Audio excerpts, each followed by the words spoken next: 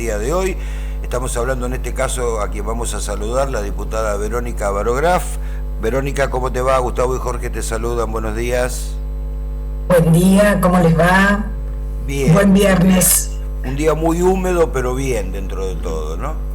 Increíble. Acá hace mucho calor. Increíble que nos esté pasando en invierno esta temperatura y esta humedad y la presión tan baja. Bueno, probabilidad de lluvia, día complicado hoy viernes. Así es.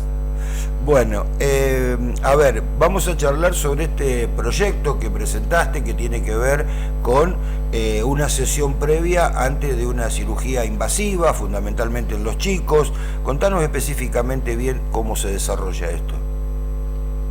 Bueno, esto tiene un antecedente ya en un programa previo, practicado, establecido, acá en uno de los hospitales públicos, hospitales de niños, a través de unas audaces profesionales que entendieron que poder trabajar con los chicos, sobre todo con los pequeños y los prepúberes o los púberes, los adolescentes, cuando tienen que enfrentar una cirugía, yo decía que todos debemos recordar alguna acción o intervención médica, ir a un sanatorio, un hospital, cuando éramos chicos, no saber lo que nos van a hacer, mamá tenía cara de miedo, había todo como un silencio en torno a lo que nos iba a pasar, lo que nos explicaban no nos alcanzaba, y uno duplicaba su ansiedad y su temor, digamos, ¿no? Claro. Y además la experiencia solía ser bastante traumática, porque al no saber, uno tenía la sensación de que no sabía dónde estaba el límite de lo que nos iba a pasar,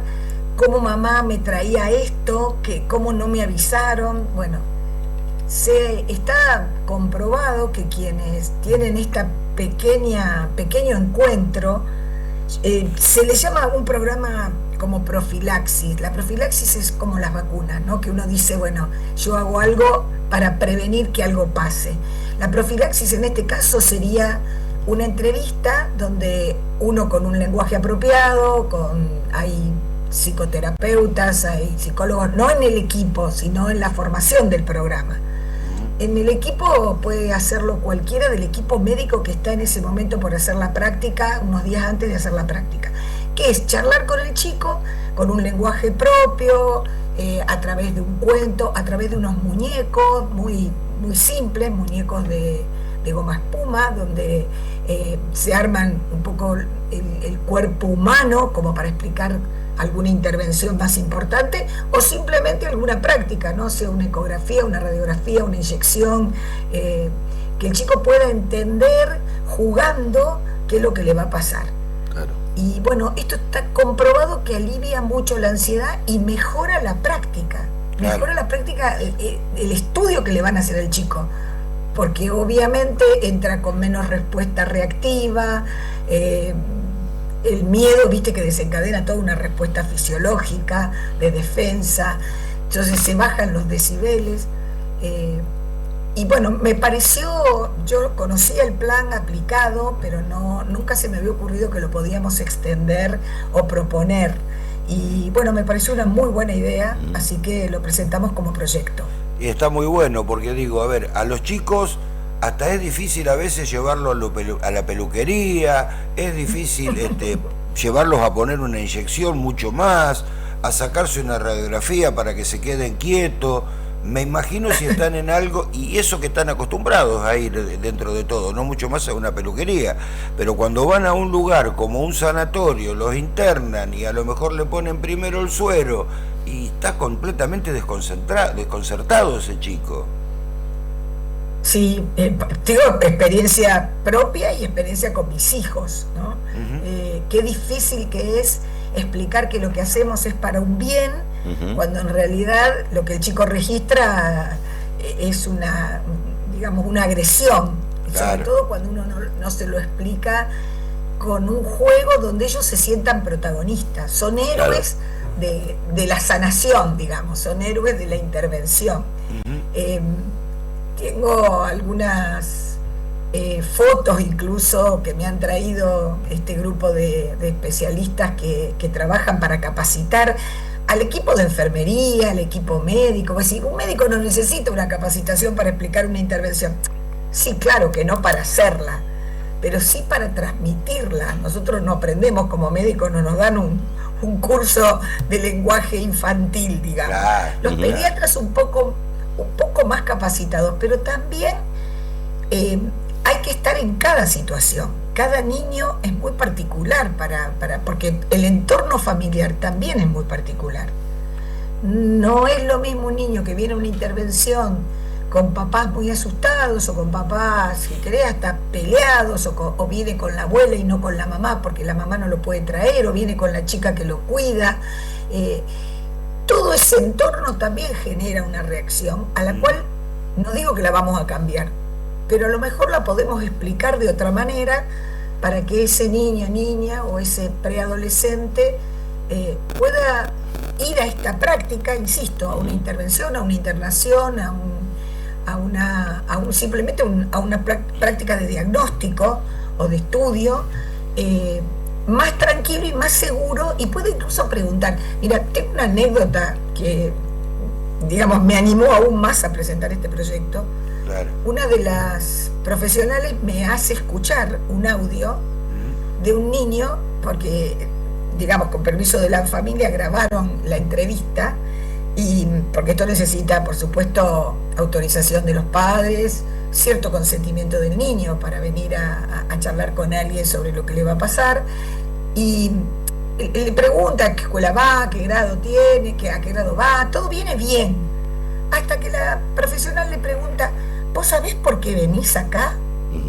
Y baja el tono de voz y le dice: no, y tengo mucho miedo porque no sé. Y entonces a mí me generó un recuerdo, una reacción, y digo, claro, cuando te llevan a un lugar y mamá está tan asustada como porque, repito, sabe que es un bien para el niño, pero sabe que va a pasar por una situación extraña y no sabe cómo explicárselo. Bueno, acá es para abordar la familia, por un lado, si lo necesita, abordar a los niños y también a detectar situaciones críticas, porque no todo niño llega, digamos, más allá de la patología que tenga, llega con una historia donde pueda afrontar esto. Claro. Desde maltrato, soledad, miedos, angustias, bueno, ni que hablar hoy con todos los problemas de atención o de concentración, de capacidad de entender.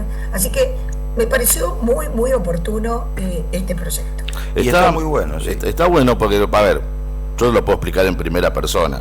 Entre los 3 años y los 11, 12 me sometieron a 6, 7 intervenciones, algunas complejas, otras más tranquilas, otras más bravas o menos bravas. Lo primero arrancaba en mi casa, mi mamá, claro, que era la que te orientaba a ver lo que iba. Estamos hablando, Verónica, de hace 40 años atrás, es decir, que cuando no existía todo esto. Y en Buenos Aires, en el hospital de niños, ya tenías el psicopatólogo, que era el que atendía, era un psicólogo que atendía la patología de lo que te iban a someter. Y era él el que de alguna manera, como dice la diputada Barograf, el que de alguna forma te iba como llevando a lo que te iban a hacer. Es decir, era la carita más amigable que ibas a encontrar antes de encontrarte con el cirujano y con todo lo... Es que después no veías ni caritas con los barbijos. Claro, por eso te hacían un par de consultas previas, unos días previos, por ahí si estabas internado, iban a la cama, te charlaban con vos, o si no ibas a hacer la consulta siempre en el mismo hospital, y también vos te encontrabas ahí, como dice la diputada, con chicos que a lo mejor tenían que someterlo de hoy para mañana y llegaban a buscarlo, porque como llegaban, viste, venía el camillero, en mi caso, Brianza, sí, cama 13, vamos, y ahí ya sabía que te llevaban. Era como, yo lo comparo como el que va condenado a muerte, una cosa por el estilo. Y te desarraigan de los afectos en ese momento, ¿no? Claro. Sienten algo parecido, me imagino, los chicos. Claro, y había chicos que empezaban a los gritos, se agarraban de la cama y no podían salir. Es decir, entonces está bueno que cambien los tiempos y que estas cosas se puedan ir haciendo para que justamente, porque si una carga muy grande de nervios, de emotividad, la familia, todo, y entonces está bueno que estas cosas sucedan. Veo que tengo dos adeptos completamente al programa, muy bien los dos. Sí. Es que es así, porque, te repito, lo vivo, yo tuve 2 operaciones, una de cuerda vocal y la otra de amígdalas, sin anestesia total, digamos, era hace también 50 años, así que un poco más, la sensación de, incluso te envolvían en una sábana, también una cosa así que yo decía, ¿por qué? ¿Qué necesidad hay? Pensaba, no me lo voy a olvidar, lo único que me alimentaba era la idea de que iba a comer helado después de la cirugía, Bueno. y eso me animaba a pasar por ese trance, pero el trance era tremendamente traumático, digamos. Claro. Y ¿sabéis? Está evaluado que también, sobre todo en las cirugías, así sean pequeñas, digamos, cómo llega la persona a la cirugía, también son los resultados, ¿no? Cuando se ha evaluado en este programa que se aplicó, te repito, en este hospital de niños, se había evaluado a través del tiempo los resultados y la recuperación. Cuando hay una disposición favorable a lo que está sucediendo y no se interpreta como una agresión, que es lo que podría ser, ¿no? Hay como una adhesión y una recuperación más rápida. Sabés que el proyecto por contagio lo estamos presentando en 3 o 4 provincias. Y qué lindo. también tiene enseguida mucho eco, sobre todo en diputadas mujeres, que se ve que hemos pasado por el tema de llevar a los niños, a nuestros hijos, o como médica de ver ese sufrimiento que a veces uno está tan metido en la profesión, en lo que tiene que hacer. Lo pienso incluso en la enfermería, ¿no? Claro. Que tiene que ponerle el suero, ¿cuánto va a demorar para explicarle? Si uno, y esto no pretende ser muy largo, incluso quienes son, digamos, las autoras de este programa, me decían, es una sesión antes de, no sé, unos días antes de, como para darle herramientas y elementos, y había cuentos, hay dibujos, y otra de las anécdotas, algunos niños entraban con, ¿viste esos autitos chiquitos que vos podés manejar? Bueno, entraban al prequirúrgico, digamos, no a la sala, no al quirófano, sino a la sala anterior con autitos, manejando los autitos, como que llegan ellos voluntariamente a ese lugar. Repito, me parece que manejar hoy, que está tan en boga el tema de la salud mental, que no solo cuidamos el físico de nuestros chicos, sino que cuidamos también su cabecita y su corazón, me pareció muy oportuno que en este momento donde las emociones y donde la salud mental es tan importante para tener un equilibrio físico, nosotros le hagamos pasar un mejor momento a estos niños cuando sobre todo están padeciendo una dolencia. Pero por supuesto, a ver, y hay partes importantes que dijeron los dos y otra que dijiste vos. La última fue la del autito, en otros pueden ser un muñequito, un peluchito, que es lo que le da seguridad al chico, porque es con el que duerme, con el que juega, y muchas veces lo precisan para dormir. Yo tenía una ovejita de goma en esa época, con la que dormía todas las noches y a veces me lo olvidaba en el patio y mi papá tenía que ir en el medio de la lluvia a buscar en el patio a ver dónde estaba la ovejita. Pero también la parte importante, ¿no? En los chicos, en esa sesión previa, lo dijo también Gustavo, tener a esa persona que nos genere un poco de confianza con el chico, mediante juegos, mediante actividades didácticas, bueno, no sé cómo lo harán, pero de alguna forma calmar la ansiedad del chico y hacerlo sentir un poco más seguro.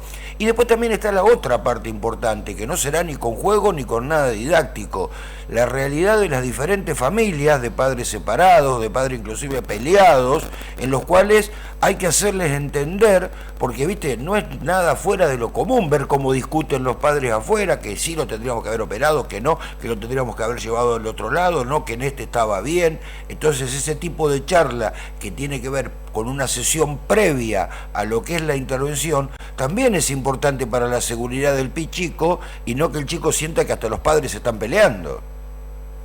Se están peleando por esa intervención. Claro. Que como que él es el motivo de la pelea. Claro. Sí, hasta se sienten culpables. Exacto. Y eso lo vemos mucho en todas las cosas, aunque la gente no lo crea. Cuando los padres discuten fuerte, siempre el chico entiende que él ha sido parte del problema y se tiene algún grado de responsabilidad por lo que hizo o por lo que no hizo. Pero psicológicamente su relación de dependencia con ellos cuando, con su papá y con su mamá, sobre todo los más chicos, cuando ven que sus papás se pelean, interpretan que ellos tienen algo de culpa, porque ni siquiera es responsabilidad. La responsabilidad podría ser, bueno, modifico algo para que la cosa funcione, pero la culpa es muy difícil de sacar, ¿no? Claro. O de tratar. Bueno. Y bueno, de alguna manera tratamos de mirar esto que pasó siempre, que seguramente algún médico, como decía recién uno de ustedes, algún médico ha tenido la deferencia o el trato, pero también hay un método muy especial. Acá hay protocolos ya elaborados y probados, porque no es solamente sentarse a explicar, hay que lograr entender, escuchar al chico cuáles son sus miedos, que a veces no son los que nosotros creemos. Claro. A lo mejor no es el miedo puntualmente a la cirugía, a lo mejor es el miedo al abandono, es el miedo, no sé, a la muerte, si la puede tener más o menos en su radar, es, bueno, el miedo al dolor, el miedo Claro. al dolor. A veces, Verónica, con decir, te pregunto esto como médica también y como madre, que sin duda te has dado cuenta. Los chicos perciben todo, ¿no? Por más que uno los vea jugando, distraídos, como pensando en otra cosa, y he visto que por allí padres dicen, la madre le dice, y habla más bajito que está jugando, no escucha, no entiende nada. No, el chico juega, está percibiendo, está escuchando también las discusiones, eso forma parte también de la salud mental del niño, ¿no? ¿qué te parece? Mira, hay la neurología, la neurobiología nos trajo una gráfica que es muy interesante. El sistema nervioso, el cerebro, se maneja por conexiones, ¿no? Obviamente, las células solas, aisladas, no servirían. Es todo una red de conexiones con distintas áreas. Y está comprobado que hasta los 11, 12 años, un poquito menos tal vez, esa red de conexiones es sumamente intensa, sumamente intensa. ¿Por qué? Porque el niño aprende a vivir y aprende a entender la realidad, a través de lo que ve de los seres que tienen su entorno, de los seres que están alrededor, del ambiente donde vive. Y está tan atento, aunque esté distraído aparentemente, que sus orejitas no paran de escuchar y de ver de reojito qué es lo que está pasando. Por eso es tal cual lo que decís, y te sorprendería cuando un chico después cuenta algo, generalmente no se lo cuenta a la mamá, sino se lo cuenta a la abuela, por ejemplo, acaso, de algo que escuchó de sus padres y que además entendió como pudo. Claro. Y uno termina preguntando, pero ¿cómo sabes eso? Porque si no te lo dijeron, ¿cómo?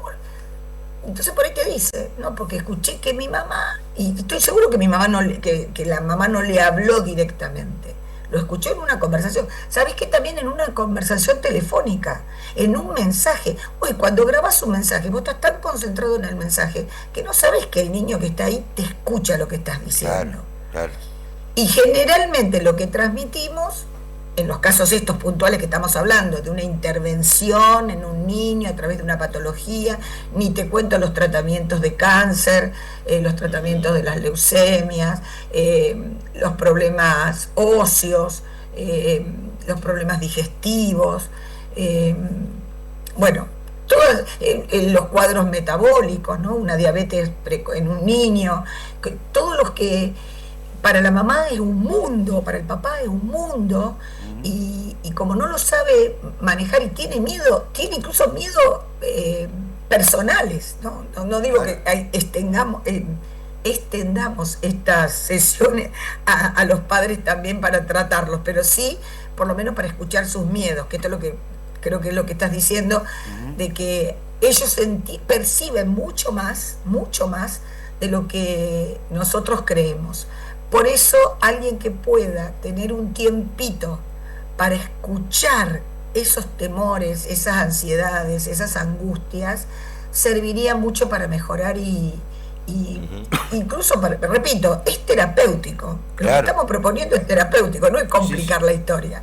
Ni más ni Lo que menos. sí, en el proyecto está pedido una mínima capacitación, porque a pesar de que los enfermeros saben lo que va a pasar, que los médicos saben lo que van a hacer, que los anestesistas saben su expertise, la explicación y cómo avanzo sobre esto, porque por ejemplo, algo que hoy se practica es pedirle permiso al niño para hacer algo, ¿no? Y ese permiso tiene que venir con una respuesta positiva, porque no es pedirle permiso, no sé, como para bañarlo, si vos queréis podés esperar 1 hora o 2 horas. El permiso que tiene que darte es porque le estás pidiendo, digamos, acceder a su cuerpo para poder ponerle un suero, para poder hacer una práctica, una anestesia, y bueno, es importante, digamos, obtener ese sí. Pero ese sí, no, como se pregunta, cambia la respuesta. Claro. Como se pregunta, cambia la respuesta. Sin si duda. ya sabe lo que le va a preguntar, si ya sabe lo que va a venir, está mucho más decidido a hacerlo. Por eso digo, hay una capacitación específica, no larga, no corta, no es un título, no te tenés que recibir de nada. Es como poder ubicar las palabras y poder entender antes y después de la sesión, porque un poco es capacitarlos para poder ellos trabajar con los chicos, pero también a lo mejor con algún chico en particular, poder hablar con el anestesista y decirle, mira, después de la reunión nos pasó esto. Tiene mucho miedo al dolor, tiene mucho miedo. Entonces a lo mejor uno le puede hacer algo previo como para poder entrar con mejor carita a estas circunstancias. En mi caso, el problema mío no era el dolor, el problema mío era siempre el tema de la anestesia. Decía, che, ¿despertaré después de todo esto? Y entonces el anestesista, vivo, ya sabía el médico, el traumatólogo, andaba a buscarlo, le decían. Entonces te iba a venir a buscar el anestesista. Y cuando te llevaban, porque yo cuando fui chico, compraron a los 3 años, me durmieron al lado de mi mamá. Me ponían la mascarilla. Bien. A los 11, cuando me hice la segunda tanda de intervenciones, me dormían en la sala. Porque yo quería permanecer la mayor cantidad del tiempo despierto. Claro. Entonces, en la sala de operaciones. Entonces, ¿qué iba a hacer? Te iba a buscar el anestesista. Y ya te iba charlando en el camino, mientras llevaba con la camilla. Pasas la camilla que después te pasan a la cama, a la camilla de operación, y después te seguía hablando. Sí. Y entre tanto hablar, cuando te dabas cuenta, ¡pum! Listo, te anestesiaban. Claro. Ahí te dormía. Pero el trabajo lo hacía él o el anestesista o los dos que a veces estaban. Sí, porque hay algunos que tienen esa pedagogía, claro, ¿no? Pero no todos lo tienen. Exacto. Por eso, Verónica, la pregunta es, ¿cómo sería aplicable este proyecto? Digo, ¿de qué forma se aplicaría? ¿Lo tendrían que pedir los padres a este especie de servicio, llamémoslo entre comillas? ¿Sería obligatorio o dependería de cada médico según el efector? En realidad lo propondría el efector, lo tiene que aceptar el efector y lo tiene que ofrecer. O sea, lo acepta como parte de un equipo de lo cual capacita, te repito, excepto la capacitación que debería tener recursos, porque otro gran tema en nuestra provincia para el presupuesto es si hay plata o no hay plata para poder aplicarlo. Acá hemos tratado de bajar todo lo que sea costo a que realmente usemos el personal que tenemos, digamos, ¿no? Y no es sobrecargarlo, porque cuando le va a poner el suero, con que pueda tener 2 o 3 pautas como para poder introducir el tema y tener un mejor resultado, ningún enfermero va a decir, no quiero recibir esta capacitación. La gente que lo va a aplicar es la gente que ya está en los equipos. Claro. Ahora, la capacitación sí, necesitamos mostrar, y incluso yo pensaba, porque ellas están tan entusiasmadas con el proyecto, la gente que ya tiene el programa armado, y yo le decía, bueno, pero hay que incluso armar los muñecos son muy interesantes, son muñecos hechos con goma espuma, que además la textura y no hay nada rígido, nada cuesta, nada violenta, digamos, ¿no? Y tiene, a mí hasta, no digo que me impresionó, me emocionó ver los órganos chiquitos, entonces te muestran un riñoncito, y bueno, esto de colocar dónde va cada uno, a veces explicando indirectamente, viste que el conocimiento, la ignorancia mata. Y el conocimiento te permite poder optar, poder elegir, poder saber lo que va a pasar. Bueno, estos muñequitos habría que de alguna manera producirlos, son artesanales, se podría pensar incluso en algún grupo de gente que lo pueda hacer, pero debería ser primero institucional, o sea que el director del hospital acepte que se ofrezca el curso, después se ofrezca a quienes quieren aceptarlo, sí, claro, no puede ser impositivo, o por lo menos no impositivo, excepto que la institución lo entienda como algo súper necesario y después vea los resultados, porque también esto no es, digamos, obligar a nadie, pero es darse cuenta que es un buen método para mejorar incluso no solo el trato, sino las intervenciones. Te repito, las estadísticas que muestran este programa es cómo cambia la evolución y la aceptación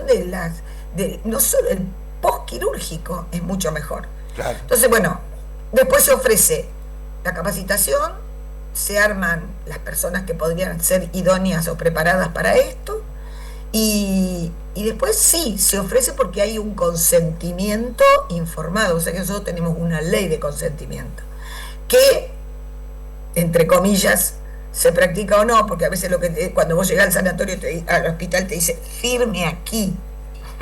Y te digo más, a veces te dicen firme porque si no, no lo van a operar. Y vos no lees las 2 hojas del consentimiento informado. Ese consentimiento tendría que estar mucho más trabajado. Bueno, acá no pretendo que lo trabajen, sino que el papá diga, o la mamá diga, sí, me gustaría recibir información de cómo contarle a mi hijo lo que está pasando. Exactamente. Y estoy seguro que muchos papás van a aceptar la propuesta. Sí.